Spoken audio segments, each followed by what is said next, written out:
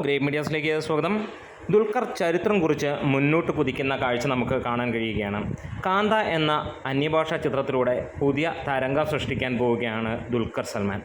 ദുൽഖർ സൽമാൻ്റെ career best OTT rights ഇതിനോടകം തന്നെ കാന്തയ്ക്ക് വിറ്റുപോയിരിക്കുന്നു. ലഭ്യമായ വിവരങ്ങൾ അനുസരിച്ചിട്ട് ഈ ഒരു സിനിമയുടെ റൈറ്റ്സ് വിറ്റുപോയിരിക്കുന്നത് എമ്പുരാന് നൽകിയ ഓഫറിന് മുകളിൽ എന്നുള്ളതാണ് അറിയാൻ കഴിഞ്ഞിരിക്കുന്നത്. ഒരു ഫസ്റ്റ് ലുക്ക് പോസ്റ്റർ പോലും ഇറങ്ങുന്നതിന് മുമ്പ് ചരിത്രം കുറിച്ചിരിക്കുകയാണ് ദുൽഖർ സൽമാൻ്റെ ഈ ഒരു ചിത്രം. നമ്മുടെ ചാനൽ ഒന്ന് സബ്സ്ക്രൈബ് ചെയ്ത് തരണമെന്ന് അഭ്യർത്ഥിക്കുന്നു. ഒപ്പം നിങ്ങളുടെ സഹകരണം ഉണ്ടെങ്കിൽ എത്രയും പെട്ടെന്ന് നമ്മൾ 55,000 സബ്സ്ക്രൈബേഴ്സിലേക്ക് എത്തും എന്നുള്ളതാണ്. ഇവിടെ ദുൽഖർ സൽമാൻ്റെ ഈ ഒരു സിനിമ ഏറ്റെടുത്തിരിക്കുന്നത് നെറ്റ്ഫ്ലിക്സ് ആണ് എന്നുള്ളതാണ് ഇപ്പോൾ പുറത്തു വരുന്ന വാർത്തകളിൽ നമുക്ക് കാണാൻ കഴിയുന്നത്. വേഫെയറർ ഫിലിംസും സ്പിരിറ്റ് മീഡിയാസും ഒരുമിച്ചാണ് ഈ ഒരു സിനിമ ഒരുക്കുന്നത്.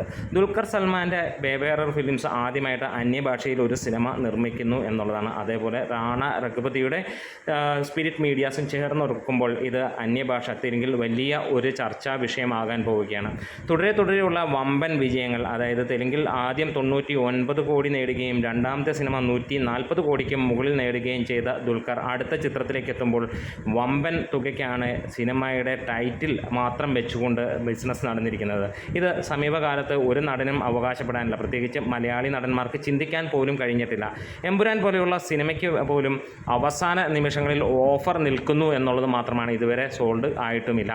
കാന്ത എന്ന ചിത്രം ബിഗ്ഗസ്റ്റ് OTTയിലേക്ക് തന്നെയാണ് പോകുന്നത്. ഒരു അന്യഭാഷാ ചിത്രത്തിൽ പോയി മലയാളത്തിൽ നിന്നുള്ള ഒരു നായകന് ചിന്തിക്കാൻ പോലും കഴിയാത്ത ലെവലിലുള്ള ഒരു എമൗണ്ടാണ് സിനിമയ്ക്ക് വന്നിരിക്കുന്നതെന്നാണ് അറിയാൻ കഴിയുന്നത്. അതായത് നമ്മുടെ അറിവ് പ്രകാരം നമുക്ക് കിട്ടിയ ഡാറ്റകളിൽ എങ്ങനെയാണ് പറയുന്നത്, എമ്പുരാന് 50 കോടിയോളം ഓഫർ ഉണ്ടായിരുന്നു എന്ന് പറയുന്നു. അതിന് മുകളിലാണ് എന്ന് പറയുമ്പോഴാണ് കാന്ത എന്ന സിനിമയ്ക്ക് മാത്രമല്ല ഒരു മലയാളി നടന് അത്രത്തോളം ഗംഭീരമായി വരുന്നു എന്നുള്ളത് നമുക്ക് കാണാൻ കഴിയുന്നത്.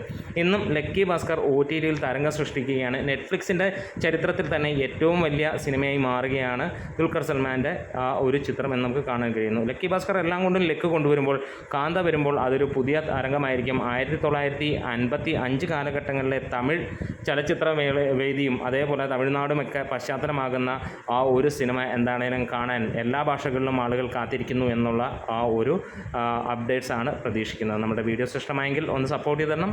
Great medias.